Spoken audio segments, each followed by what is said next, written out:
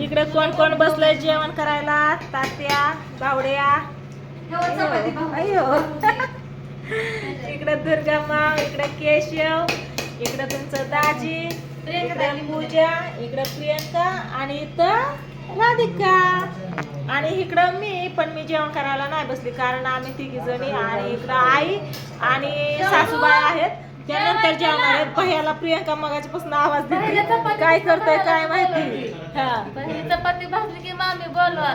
चपात्या झाल्या, भाजी आधीच केली, लपाछपी झाली, अजून नाही आरती झाली. नाही घावला बाई, कुणाला नाही घावला. त्या दोघांचं काय चाललंय? या